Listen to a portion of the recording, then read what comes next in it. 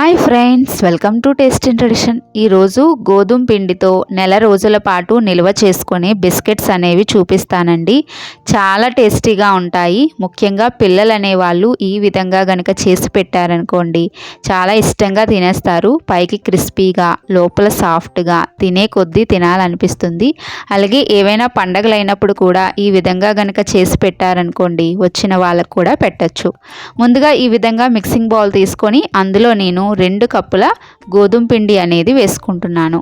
ఇప్పుడు ఇందులోనే క్రిస్పీనెస్ కోసం అరకప్పు బొంబే రవ్వ అనేది వేస్తున్నాను. అలాగే పావు కప్పు ఎండు కొబ్బరి పొడి అనేది వేసుకోండి.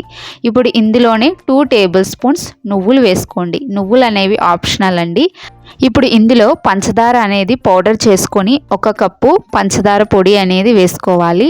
1 టీ స్పూన్ యాలకుల పొడి కూడా వేసుకొని ఇందులో పావు కప్పు నెయ్యి అనేది వేసుకోవాలి. నెయ్యి వేసుకొని మొత్తం ఇదంతా కూడా బాగా కలిసే విధంగా కలిపేసుకోవాలి. మీరు చేత్తో పట్టుకుంటే ఉండలాగా కట్టాలి. ఆ విధంగా వచ్చేంత వరకు మొత్తం ఈ పంచదార పిండ్లు అన్నీ కలిసే విధంగా కలిపేయండి. ఇక్కడ ఈ విధంగా ముద్దలాగా కట్టింది కదా, ఇప్పుడు ఇందులోని కొద్దిగా వాటర్ అనేది యాడ్ చేసుకుంటూ పిండి అనేది తడుపుకోండి. అయితే పిండి తడుపుకోవడానికి మనకి వాటర్ అనేది ఎక్కువగా పడదండి, ఒక అరకప్పు వరకు మాత్రమే పడుతుంది. ఎందుకంటే ఇందులో పంచదార పొడి ఉంది, నెయ్యి ఉంది కనుక మనకి నీళ్ళు అనేవి ఎక్కువగా పడవు. మీరు నీళ్ళు కనుక ఎక్కువగా వేసేసారనుకోండి, మనకి ఇది పలుచగా అయిపోయే ఛాన్స్ ఉంది. కాబట్టి గట్టిగానే మిక్స్ చేసుకోండి. ఈ విధంగా కలిపేసుకున్న తర్వాత దీనిని ఒక 15 నిమిషాల పాటు నానబెడితే మనకి బొంబే రవ్వ అనేది చక్కగా నానుతుంది. చూడండి, 15 నిమిషాల తర్వాత కూడా మనకి గట్టిగానే ఉంది కదా. ఇప్పుడు దీనిని 4 భాగాల కింద డివైడ్ చేసేసుకోవాలి. అయితే మీ దగ్గర నెయ్యి కనుక లేకపోతే బటర్ కూడా వాడండి, కానీ ఆయిల్ మాత్రం అస్సలు వాడద్దు, టేస్ట్ అనేది బాగోదు. ఈ విధంగా నేను ఒక ముద్దని తీసుకొని నేను చూపిస్తున్న విధంగా బిస్కెట్స్ కింద రెడీ చేసుకోవాలి. ఈ విధంగా చేత్తో కాస్త నొక్కుతూ పొడుగ్గా సిలిండ్రికల్ షేప్లో ప్రిపేర్ చేసుకోవాలి. చేసుకున్న తర్వాత బిస్కెట్స్ అనేవి మరీ పలచగా ఉండకుండా మందంగా ఉండే విధంగా 1 ఇంచి గ్యాప్ ఇచ్చి నేను చూపిస్తున్న విధంగా ముక్కల కింద కట్ చేసుకోండి. అయితే బిస్కెట్స్ అనేవి మీకు నచ్చిన షేప్లో ప్రిపేర్ చేసుకోవచ్చు. ఇక్కడ నేనైతే ఓవెల్ షేప్లో ఉండే విధంగా బిస్కెట్స్ అన్నీ కూడా ప్రిపేర్ చేస్తున్నాను.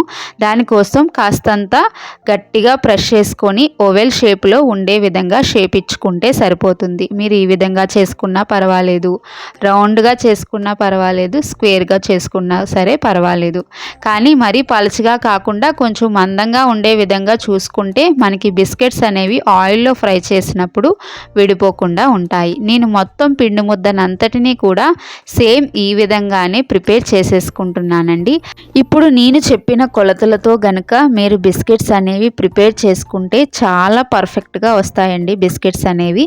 ఇక్కడ అన్నిటినీ కూడా రెడీ చేసేసుకున్నాను కదా, వీటిని బాగా కాగిన నూనెలోని ఒకదాని తర్వాత ఒక్కొక్కటిగా వేసుకొని హై టు మీడియం ఫ్లేమ్లో ఫ్రై చేసుకోవాలి. అసలు సిమ్లో పెట్టకండి, హై టు మీడియం ఫ్లేమ్లోనే మనం మంచి గోల్డెన్ బ్రౌన్ కలర్లోకి వచ్చేంత వరకు ఫ్రై చేసుకోవాలి. అలాగని వేసిన వెంటనే కూడా తిప్పేకండి. ఒక పక్క మంచిగా రంగు మారాక ఇంకొక పక్కకి టర్న్ చేసుకోండి. ఇవి వేసిన వెంటనే తిప్పితే విరిగిపోతాయి, మరీ ఎక్కువగా తిప్పినా విరిగిపోతాయి. కాబట్టి చాలా జాగ్రత్తగా అటు ఇటు తిప్పుకుంటూ మనం ఈ బిస్కెట్స్ అనేవి ఫ్రై చేసుకోవాలి.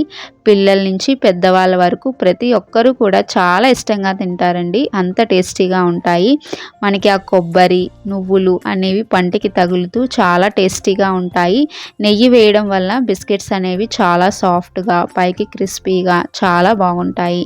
ఇంట్లో ఏవైనా ఫంక్షన్స్ అయినా పండగలు అయినప్పుడు ఇలాంటివి కనుక చేసి పెట్టుకున్నారనుకోండి, ఇంటికి ఎవరు వచ్చినా ఈ విధంగా మనం సర్వ్ చేస్తే బాగుంటుంది. చూడండి, ఇక్కడ మంచి గోల్డెన్ బ్రౌన్ కలర్లోకి వచ్చేసాయి కదా.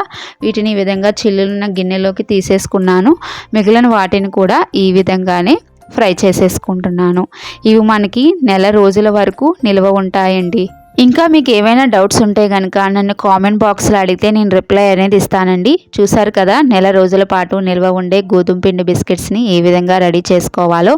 మీకు ఈ రెసిపీ నచ్చితే కనుక తప్పకుండా లైక్ చేసి మీ ఫ్రెండ్స్ అండ్ బంధువులకి షేర్ చేయండి. Thanks for watching.